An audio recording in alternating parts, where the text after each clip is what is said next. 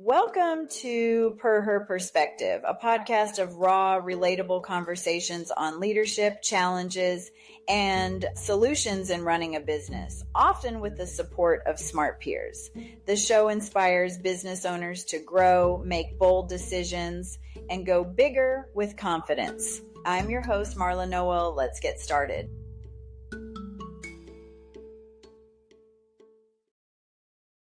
Hello, this is Marla Noel with Per Her Perspective, and today I'm interviewing Pete Fowler.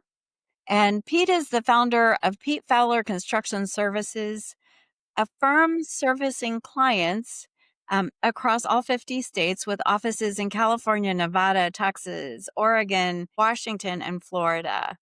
With a BS degree in construction management and some hard knocks along the way in the construction world, Pete started Pete Fowler Construction Services in, I have 2000, but I think it's earlier than that, after an attempt Technically earlier. at becoming a rock star. And so I don't think he's done with that rock star dream. So I think you can still see Pete perform in various locations in LA and Orange County. And I don't know about Nevada, but maybe.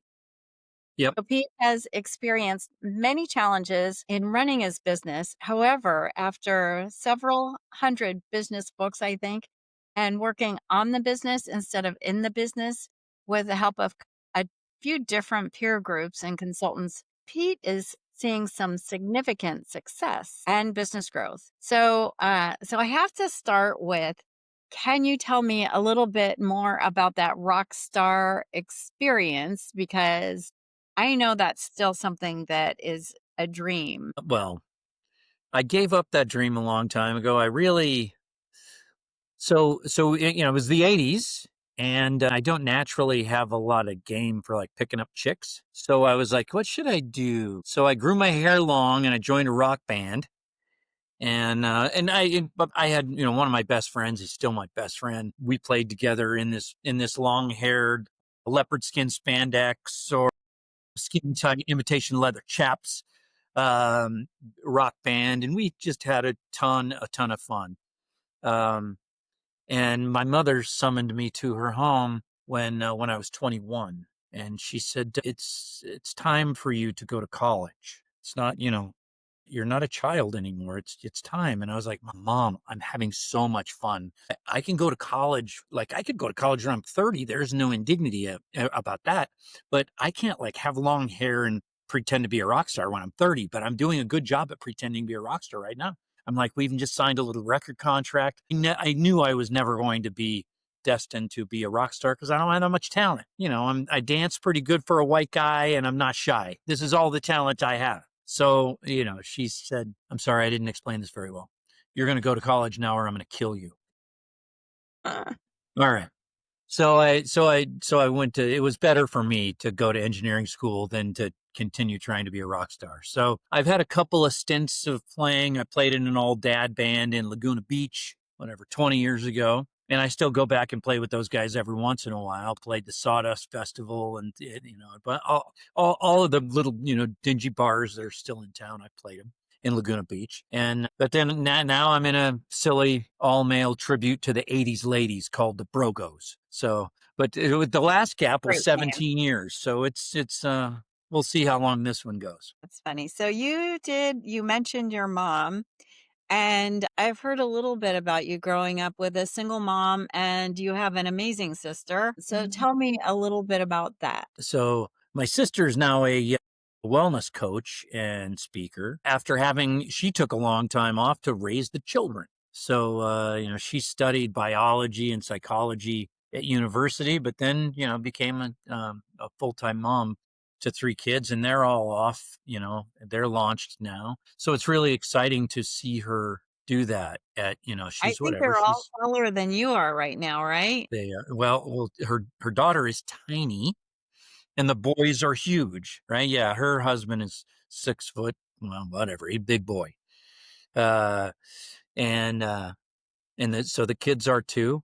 And, and we were raised by my mother, who was single by the time my sister Danny Alger is her name. By the time Danny was born, my mom was on her own. And I knew my father. He died when I was 17, but he was not a big fixture in our existence. Um, but my mother opened her own barber shop when we were very young. So she's a entrepreneur, and we lived in LA at that time. We were, I was born in Long Beach.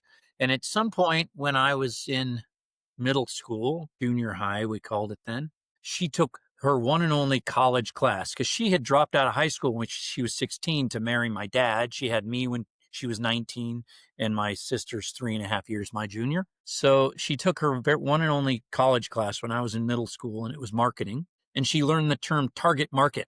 And she thought to herself, where can I got to go someplace where where they're willing to pay more for haircuts, because she's a barber, right? So we ended up moving to Carlsbad, and she put her barber shop right in the Carlsbad Business Park, Nice. where there was all these business guys. She's a barber.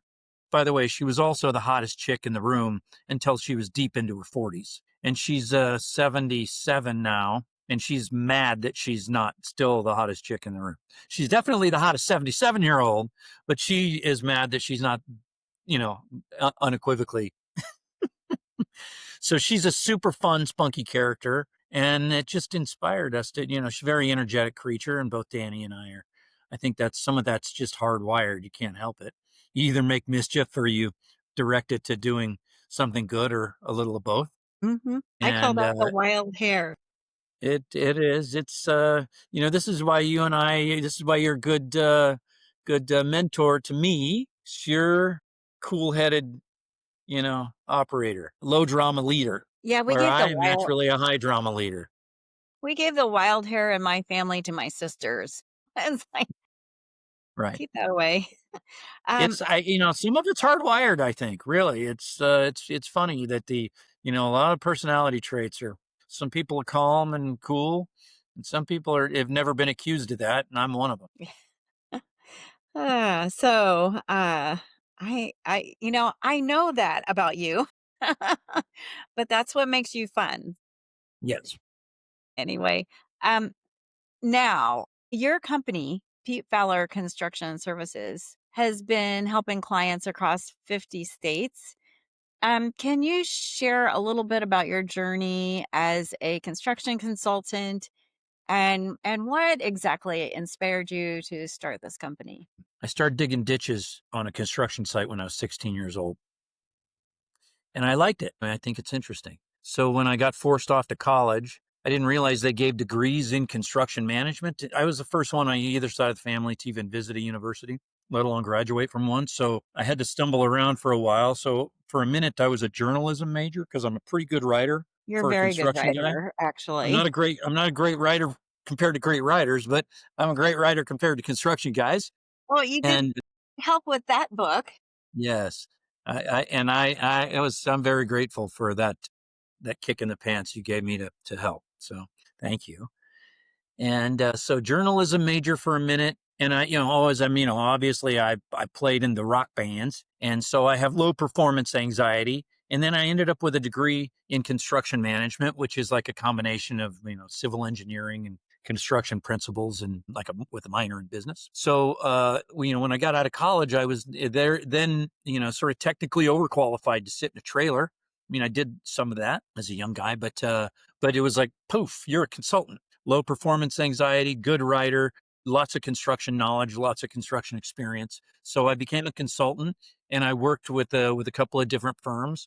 I learned in doing that I wanted to have high integrity. I didn't want to do silly shenanigans. And some silly shenanigans, they happen in construction, right? Like, hey, if you pay me, subcontractors, hey, if you pay me in green cash, I'll give you, a discount, right? It's like, no, like I just want to do good work. So it's how I want to operate. And so I hit a crossroads related to that at one point in my existence, and I was like, my God, I got to quit this job. And so I just took the leap. I don't recommend anybody do this, but I had bought a house well under market, and then it continued to appreciate. So I had some room on it. So I got a line of credit on the house because I had no money in savings and I had two small children and a stay at home wife. And I got a line of credit and I would write checks from the line of credit and deposit them so that I could then pay the mortgage on the house that I had the line of credit on. So that I almost started coughing blood. I was so stressed out. I had rosacea on my face. I was very stressed out. So I learned to meditate. Whether you can, I can make lemonade in any circumstance. That's I still amazing. meditate, and it served me very well. And you have put together a team, and I've met several of your team members, and they are incredible people. They are. So how did you manage to lure these people over to Pete Fowler Construction Services? So, however many have stayed, times that, not many times that, but more than that, had been driven away by my shitty personality. So it's a funny thing. I am and always have been a long term relationship person. We not only have our very first clients still today, 25, more than 25 years later. I still have my best friends, right? I got, my best buddy, we met each other when we were 15 years old. So, and I've got a lot of, I don't keep them all, but I keep the ones that I love. And, this'll choke me up. My wife, we've been married now. We've only been married 3 years. We've been together 8. And, best compliment I ever got was she said, the people who Pete Fowler loves are very lucky people. So that was the nicest thing anybody ever said to me. I can see it in their faces when I talk to them about your company. They are dedicated and smart people. So you pick some good ones. You pick some No, good ones. they're not only smart, they're just super nice, good people. And we trust each other, right? Like it's not, nobody's getting thrown under the bus. It's because we all got our quirks. And certainly, no one's ever accused me of being easygoing or easy to get along with.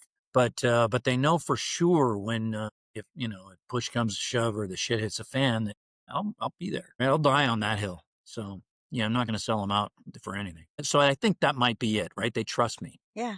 Yeah. And I can hear that. So I was going to ask you about the business books that you read, but one of the ones that you read just recently was Crucial Conversations, which I think has helped some in relationships. I've read it and I think it's helped me. Um, but in thinking of all the business books that you've read, what book do you think helped you the most in running your business? There's so many of them. If I had to pick just one to recommend to somebody, like, here, just have this one. Because I keep them on. I'm not in my house right now. We're remodeling. We were talking about my fun with remodeling before we started this, and I put them in order of those that I recommend to outsiders and that we have people in the business read. And number one is the 1 Minute Manager. Right? You Why set is that? 1 minute goals with 250 words or less, and then then you praise people when they do something good or almost good, and you Yeah. redirect them when it's not quite right. So it's clarity of thinking, being able to, it's what you and I in drama free management, it's management delegation, right? That's you take the vision and you put it in small chunks and you dole it out, and then you make sure it's in the right direction. Yeah. So that's one. The next one I recommend is Traction. It's a excellent distillation of management practices that were developed over 100 or so years prior to its publication. So, there's not an original thought there, but it's a brilliant, absolutely brilliant engineering of the collection of thoughts from many others Yeah. put Gino together in a Wickman did a system that good works. job putting those things together. And I think his book Get a Grip is the fable version of Traction. So yeah, I haven't even read People, that. It's funny. Yeah, both are good. It's just, yeah, some people like to read stories and yeah. some like the how to. But That's right. speaking of how to, you've written some of a book. So, Drama Free Management, like you Yes. said, it's right Yep. behind me. And you distinguish between management and leadership. How can a clear sense of purpose help construction business owners lead their teams effectively, when they're thinking about growing and streamlining, either or, how can that help a business owner? I think every organization needs to have clarity as to why they're there, right? Yeah. And our vision is not like, I was just reading a thing listening to a podcast about how Elon Musk works, and his is like, we're going to Mars. Yeah. He does not I don't think have like a. people think. I'm not going to Mars, Yeah. right? We're not going to Mars. Our whole deal is about us. And Nordstrom thinks the client is always right. And my clients are not always right. In fact, sometimes they are very wrong. And we have an obligation to, nicely explain that to them. But so for us, it's mostly construction projects that have had a big problem, and we need to unscrew a screwed up situation and tell people what we think and what we recommend and how much it'll cost to fix and how do you fix it and how do so how do you deal with that? And so for us, we're just trying to, I guess I still got to get up and go to work in the morning. And most of my team members are not independently wealthy, although certainly we have some who, they've sold us their businesses and things, and they they get up and do it because it's still kind of fun. And they, otherwise they might, have too many cocktails by noon or something. I don't know. I need to work to stay healthy in my life, intellectually and socially and all these things. So that it's just about, for me, learning to interact with other humans in a way that uplifts them rather than knocks them down. I've done a lot of knocking down in my life, and I'd like to try to make up for that. I'd like to get, past, the point at which I've done more good than harm. So, our core values are simple: act with integrity, solve the problem, do awesome work. Right. So it's about, doing like the doctor's Hippocratic oath, right? First, do no harm. We got to do work. And so we get up and we do work, and we do it in a way that makes sure that we don't do something that violates our principles, and we really solve the problem, whether that's on a yellow pad or whether we do some beautiful presentation and 300-page report and a 100-page construction cost estimate. But the awesome work part is we do work that makes ourselves proud, right? I read reports sometimes that team has written, or that stuff I've worked on, and I think, this is really good. It makes me feel good. I get pleasure from doing good work. We used to build buildings, and we could, look at them and go, look, kids, that's what we do. Now we make reports. It's the same, but it's different. So, um, it's the pleasure of doing good work is something that, if you like doing good work, you'll like working here. And if it doesn't do anything for you, you probably won't. Yeah. Well, I know that those reports matter a lot to the construction clients or the insurance companies or attorneys, whoever is your client. But so you know a lot about running a business, and you could give the construction companies a little bit of advice as you go through some of the mistakes that you've seen. So, what do you think they might need to do to rethink their purpose or direction? What do you see as far as more common mistakes? So the whole part of establishing the values and the mission and the vision for what you're going to do is a good idea, and it can and maybe even should fit on a single piece of paper. You should at least be able to talk about it in 2 to 5 minutes, 2 to 10, I don't know, whatever. And if it is, I want you guys to work hard enough for me to get a Ferrari, I doubt that's going to inspire the team. Yeah, no. Something more than that, it's fine. I mean, I think if all the boats are rising with the tide and somebody wants a Ferrari, that's might be fine. You just got to be careful about it, right? So that's number one. What are the principles and the mission and the vision, and are they pretty clear? Is everybody, at least when you talk about them again, do they go, yeah, that makes sense? Your behavior is consistent with those principles. Yeah, yeah, And then we just get into the rudiments of running a business. And if you're running a business that is not going to go out of business this week or this month or this year, then you should be very proud, and you should try to stop feeling so much stomach acid, and then just start into the things that we recommend in drama-free management. You got to document your processes. In the introduction, as you know, we say, here's how you might use this book. I keep my journal near me most times. Make a list for a day or a week of the things that irritate you. And at the end of the day or the week or the month, look hard at that list. And the one thing, don't do it for a month, actually a week. Whatever irritated you the worst that you think is a solvable problem, right? If it has to do with your child, no, it's not. Well, that's maybe solvable too. But with your business, and go work with your leadership team and figure out what chapter of drama-free management you think might help you the most, and read it together, and then brainstorm about what you can do to permanently solve that problem. If you could solve a problem a week in your business, you're going to get happier and wealthier quickly, right? And you'll be miles ahead of your competition. Miles. Right. So, Right. and sometimes it's hard to put some actions into place. So, I know you've worked with a lot of different consultants and mentors. So, when would you suggest that somebody start looking for that amazing consultant or mentor? I spent more time reading the books than seeking out awesome mentors. And so I would do that first, right? I would do that first. And different people have different, strengths and weaknesses. I wrote a beautiful business plan before this business started, because that's what I do well. It's dealing with the humans that are the problem for me. Right. And some people are never going to write as nice a business plan as I wrote at the end of 1999, before I started this business in 2000. But that doesn't matter. You don't need that. It can be very rudimentary. One-page planning can get you pretty far. And so, with the right mentors and the right human relationships between the people who are going to be on that team, once the team gets big enough, you got to establish a leadership team or management team, whatever you call it. Who are the people that you share things with? It's not going to come from one person, Right.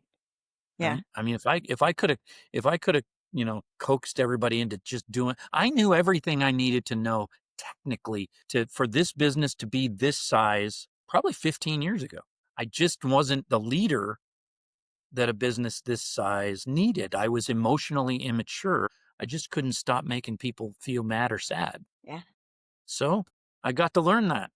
And it's what I needed. It served me very well. It's what I needed, and I don't argue with what I need. The universe, kept conking me in the head like, Well, sometimes it's those mistakes that we make that are our best teachers. it was for me. It was for me. I mean, I only, can understand things from my own perspective. By the way, I had very low empathy too. I found that out. I took one of those tests. So that's one of my problems, right? Like, I don't know what's going on behind anybody's eyeballs. It is helpful to me that I don't even pretend to know what's going on behind somebody else's eyeballs, but I don't know. So I either got it, this is why Crucial Conversations was so helpful for me and for our business. And, you mentioned that book. We spent the first quarter really dedicated, and it's to training everybody in that model, and it's been magical. So So it surprises me that you say you have low empathy because I know you care a lot about the people. So it doesn't seem to match to me, but maybe that's just my being that was the silly. confusing part. That was the confusing part to me too. To Yeah. me too, because I mean very well, and I'm sympathetic. I'm certainly want to be helpful and to do good. I just don't understand what anybody else is feeling, and typically, I'm feeling something different than almost everybody else. So that is my mother, my children's mother was there when I was reading this personality profile I got, and I said, I think I have almost perfect clarity about my strengths and weaknesses in this giant report that I paid a lot of money to. It was a personal coaching thing I was going through. I'm like, but the empathy thing makes no sense. I said, I'm a very empathetic person. And she looks at me, she goes, is this like candid camera? Are you punking me? You think you're empathetic? She's like, you're the least empathetic person I ever knew. I was like, well, how dare you? What? That's crazy talk.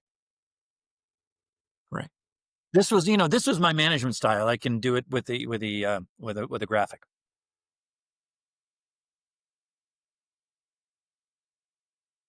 Come to find out, they don't like that. I don't understand that, but interesting. Go Right. figure. Yeah. So I know you believe a lot in education. I think you read a lot of books, but one thing I think your firm does very well are the webinars on your website. I think those are amazing. And so you walk people through some of the things that they should look for, some of the disputes that happen, and that certainly would help people learn how not to get in those positions. But what is it that besides the why and the vision and all of those things that firms can do to protect themselves from litigation? Because that's litigation is painful, expensive, unnecessary in many cases. Yeah, it's I think if you get to a certain size, it's going to happen some amount of time. It's true. But if you get to a certain size and you haven't, and your organization is immature, it's going to happen a lot. So the silly, easy way to that I explain it is the ABCs of risk management. So A is avoid potentially dangerous situations. So if you're not good at something, don't do it. If it's an inherently dangerous line of work, like construction's always dangerous, so either get out of construction or move on to B. B is be very good at what you do. And that's, I'm a Lean Six Sigma black belt. I'm all over training and education and continuous process improvement. So that's B. Be very good at what you do. And C is cover your assets, right? So have a really good insurance broker and make sure that you are insured for almost any eventuality. A great insurance broker is almost as important as having a great lawyer that you can call anytime. Be good at your contracting practices. We've got to spend some time, as much as small business owners are in the weeds, working in the business, swashbuckling and slashing through the jungle with their machete, they've got to get up above the tree line and work on the business and think about it from a big picture perspective. That's, quality tools like Lean Six Sigma or any of the quality tools that would have you do a value stream map at the top line, at the top level of your business, so that you can just really start thinking about it in chunks and you can start drilling in, right? You can't eat an elephant in one bite. You got to just do it one bite at a time. So figuring those things out at that level, working on the business it's the only way. Yeah. Yeah. That's very true. And speaking of working on the business, we have talked a lot about business structure. And I think one thing that you are thinking about is the single threaded leader. So there are some businesses that are doing that. Tell me a little bit about what you think when it comes to the single threaded leader. Because I think we've sort of outgrown the basic tools that are in the book Traction, right? That's a great book, and I highly recommend it, even for larger businesses to get your head around it. But it doesn't really address, when you get to 100 people running around, you're now starting to have either geographic business units or you have business units we call them practice areas. So we do construction defect litigation, and we do construction management, and we do building inspection and testing, and we do injury claims and things like that. So these are different practice areas. We got an office in Florida, so that we manage that separately from the work on the West.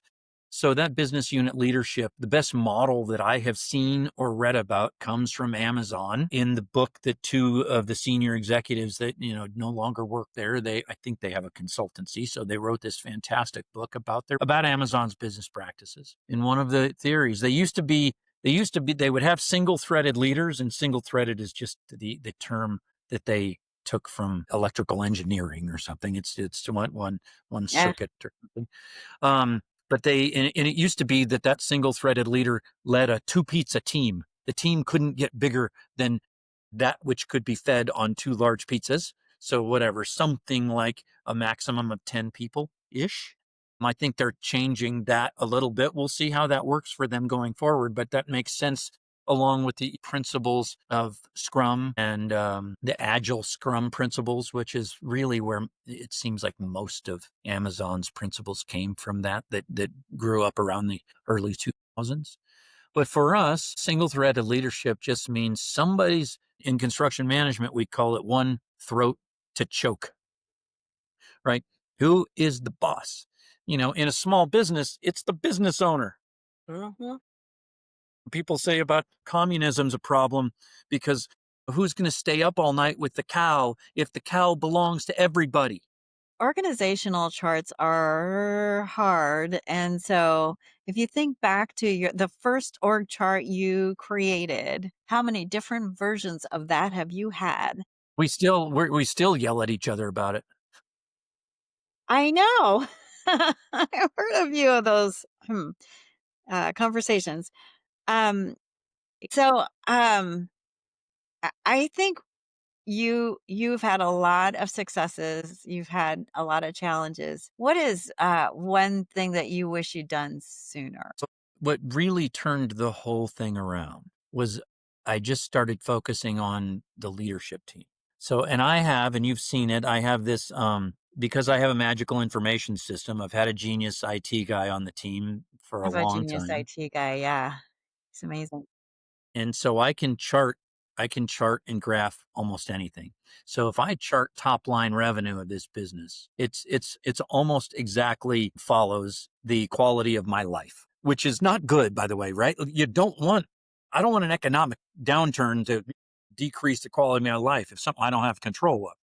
But so far, the business is of the size that the economy is not driving it for me. It's more of our work. So we ramped up in the first 7 years. And when I tell the story, I show the first, it's like a third, a third, a third. First 7 years was back when I was a genius. And it was awesome to be a genius and know everything. Oh my goodness. It was so awesome to be a genius. And then there was like 7 years in the desert where it was like, wah, wah, wah, wah. I got a divorce and I ended up with the kids full time. And my God, it was terrible. But there was a lot of education in there. And by the time it bottomed out, so now, so it went up and then it came down and it literally came like a day from going out of business. The bank called me. I was literally a day from bankruptcy. But since that time, it's been a constant upward trajectory. But in the time right before the bottom, I was still having a messy life, but I knew it was about the leadership team. I needed to have a leadership team and that was unified and a bunch of single threaded leaders in what they were doing, right? And that's what I did. That's what I've done. So you were very complimentary about these people. They're hanging around with me. You've also participated in peer groups. So I'm very focused on the benefits of peer groups. I think it helps people tremendously. Tell me a little bit about the peer groups that you've been involved in and how has that benefited you? Benefit has been tremendous, including when I was going through a divorce at the worst time of my life. These people had become my best friends. So I joined what at the time was called YEO, Young Entrepreneurs Organization, because they at that time still had the courage to kick out the 40-year-olds. They've since lost the courage to kick out the 40-year-olds. So it's now called EO. Mhm. So I started there and I joined the minute I was allowed. I knew that at that time, this is back when $1 million in revenue was a lot of money and you had to do $1 million worth of revenue. By the way, they haven't changed that still to this day, 25, 30 years later. It's still $1 million in revenue. So the bar is functionally lower than it's ever been. But it's a fantastic organization. I'll tell you why in a minute, why I know this in a moment. So I was in what was YEO, what became EO for almost 10 years in the same forum group. So I met every month with the same, you know, 6 or 7 or 8. We had between 7 and 10 or 11 people throughout time. At the time I started in Orange County, California. I moved to Portland, Oregon. I would fly back to California for my monthly meetings. This was so important to me. These guys are great guys. I then was not in one for a minute, and then I joined the Service Corps of Retired Executives (SCORE) peer forum that I ultimately met you at. But in between there, I joined Vistage for a minute. It's Uh-huh. very expensive, good group. Somebody was starting up a group, a guy who had a business like mine that sold it, started up a group. It ended up not working out. So that was not a great experience for me. But I know lots of people who have awesome experiences with Vistage. It's Yeah, just very expensive. I So was one. so I quit that and rejoined the SCORE group where I met you. You Yes. were You were co-leader with another of my mentors who was a score mentor, On and Pietro. Give him a John shout Pietro, out. who's, oh my goodness, fantastic, fantastic, great genius, great marketing genius. And in that group, I got referred to that group by a guy named Stephen Groner, SGA Associates, who's also a fantastic business guy who I was in YEO with for that whole time. So we've Really? been, like I said, I'm a long-term relationship person. So Stephen and I have been hanging around together for over 20 years. And he's an amazing individual My as goodness. well. Yes. I assume you're going to interview him here because he is a superstar. Yeah, he He's a is. superstar. Yes. Yeah, And yeah. so now, fast forward to today, I've moved to Las Vegas, just over halftime. I split time. I used to split time between Orange County and Portland. I now split time between San Diego and Vegas. And I joined because I want to meet people and get enmeshed in the community. I joined EO Las Vegas. And I don't know if all EO groups have really upped their game to the EO Las Vegas level, but they are awesome. It's a really good group. Their forum training is absolutely incredible. So I highly recommend it. So you mentioned that, and I'm involved in a few peer groups, and I participated in Vistage and WPO. But so tell me, what does that look like? The forum training. So we all had forum training, so in a peer forum, generally you get together, with whatever. It's like it's a mastermind, right? It is. And if anybody Google mastermind and what is a mastermind, but they really have honed in on, it's like, they say things like, if you can call your CPA about this question, or you can ask Chat GPT, right? Then that's not what you talk about with your forum mates in forum. They say, it's like the 5% of the best things or the best opportunities, the 5% of the worst things or the things that are going to drag you down. And that's what you bring to forum. And they have all of these tools, that are sort of based in psychology and based in human behavior and emotionally based. Because this is, people think the problems aren't technical. The biggest bottlenecks for a small business going from small to medium, it's mostly about the emotional hangups that the leaders have, Yep. Oh, and the owner in particular. yeah. And this is why I'm so grateful for the education of being a small business owner. It taught me things I was never going to learn about interacting with other humans and getting control of myself. So, it's been fantastic. Good. Yeah, that I know that's a good organization, and it's been around a very long time as Vistage and WPO. I'm just a huge proponent of peer groups. It's the concept of surrounding yourself with other really smart people, right? Yep. You can't know everything. And if there's an issue that's going on in your business, chances are somebody else in the room has experienced that, right? Yes. And the pattern, if you're going to do, humans are great pattern recognition machines, right?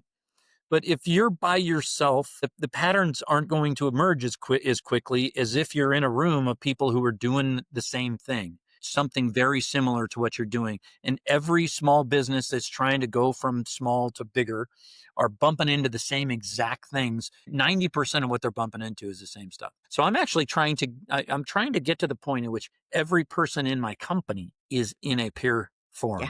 Which is a great idea. Not always easy to find at different levels, which is too bad because, we need peer groups at every single level. So we've talked a lot about business growth. I know where you want to eventually end up, and I know you can get there. You've grown organically and you've grown through buying other businesses. We've made 3.5 little acquisitions. Yeah. So what's the next step? We're just doing the same, it's before enlightenment, Upwood, Carrywater. So we're just literally doing the same things. And we're just doing science experiments, on trying to go, we have a vision and we define in quarterly meetings with my leadership team. We go off site and we establish the next target conditions. We look closely at the numbers. We're super key performance indicator focused. We're super focused on having written plans, and we're just marching. The whole idea, this whole low drama thing to me, is it just makes most people do these things. It's so high drama in most people's life, and that is the drama is friction. Peter Drucker said friction, confusion, and underperformance are the only things that happen naturally in organizations. Everything else requires leadership. Our abbreviation for friction, confusion, and underperformance is drama. And so if we can keep the friction low, we can keep ourselves emotionally, we can increase our emotional maturity, we can increase our organizational maturity, we can more easily make plans and stick to them. And when we make a plan and we stick to the plan and it doesn't work out, well, then we learned something, right? And if we make a plan and we stick to the plan and it did work out, well, we're just going to push that button more cookies, please. Cookie, cookie, cookie, cookie. Just do more of that. Yeah. Yeah. I think a lot of what was consistently, I don't know about mentioned, but referred to in the book was discipline. The practices that you have in chapter 1, it's discipline. And I'm wondering, as you were writing the book, is there anything that you learned about yourself or about your business as you were writing the book? We have too many systems in our business for the size we are. I write too much, too many words. So what I learned is the editing is good, as few words as possible to communicate what is necessary, right? So that's the right thing, to keep the number of words as low as necessary, right? What did Einstein said? Things should be as simple as possible, but no simpler. Mm-hmm. I think it might be the whole next decade is consumed with this compulsion I now have to articulate the I have come to believe very clearly that there, in most aspects of human endeavor, or at least many aspects of human endeavor, there are a collection of practices, and everybody calls them something different. I call them deliverables, right? Or milestones or increments, whatever you call them, practices and deliverables that when learned and executed with discipline, they lead to positive and predictable outcomes, right? So the collection of practices and deliverables, you do them, you really stick to them, they lead to predictable and desirable outcomes. So that's drama-free management is a collection of practices and deliverables. So is the practice of construction cost estimating. There are a collection of practices and deliverables. So are the practices of construction management. So are the practices of project management. Those are just 3 more of my next 3 books, right? Actually, it's not the next one.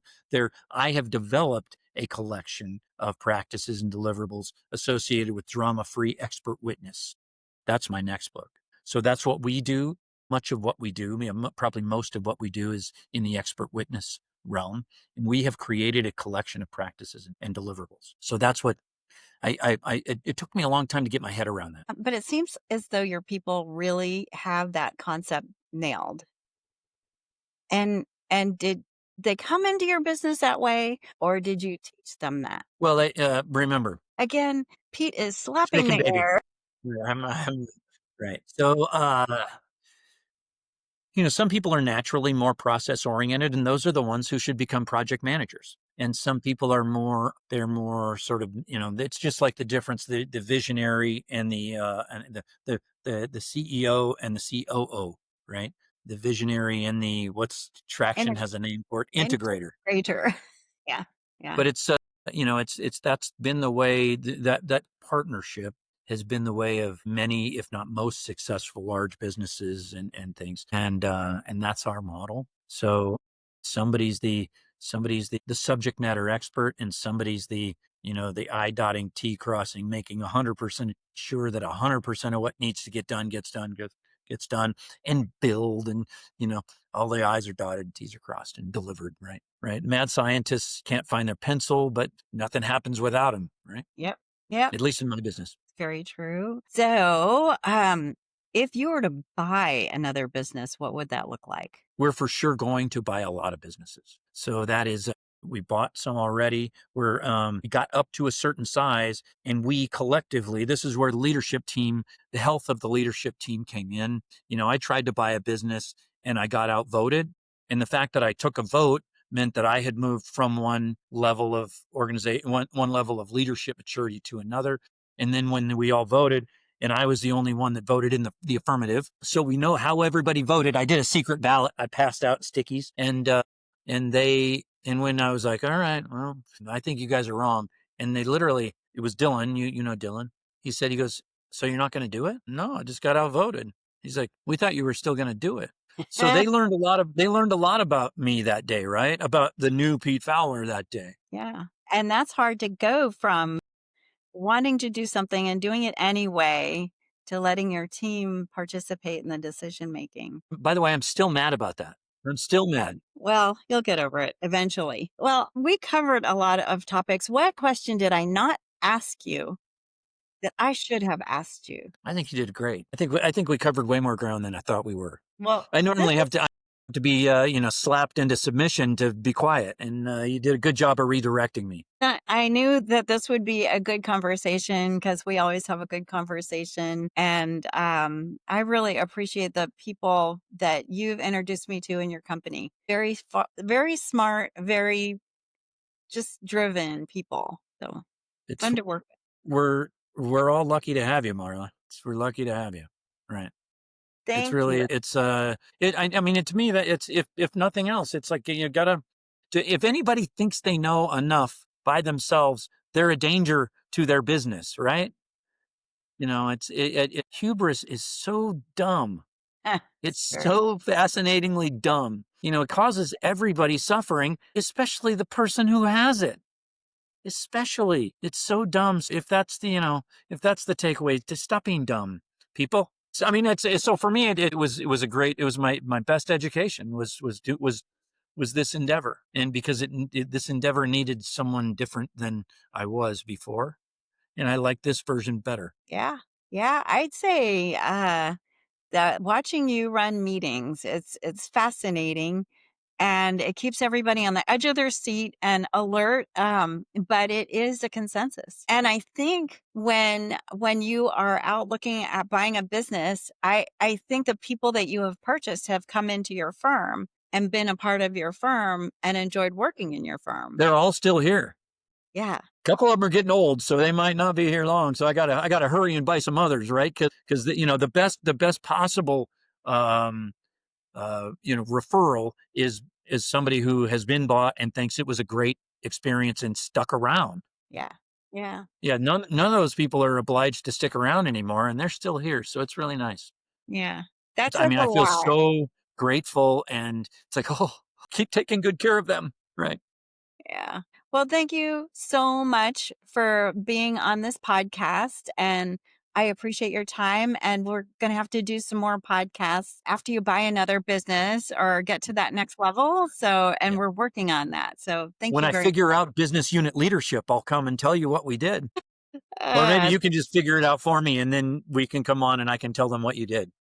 We're working on it. Okay. Thank you, Pete. Have a great day. You've been listening to Per Her Perspective. I'm your host, Marla Noel. If you enjoyed this episode, be sure to follow the podcast so you don't miss what's next. To go deeper, check out my book, Drama Free Management, a practical guide to moving teams from high drama and low performance to low drama and exciting results. To connect with me, visit my website, ocgrowthadvisors.com.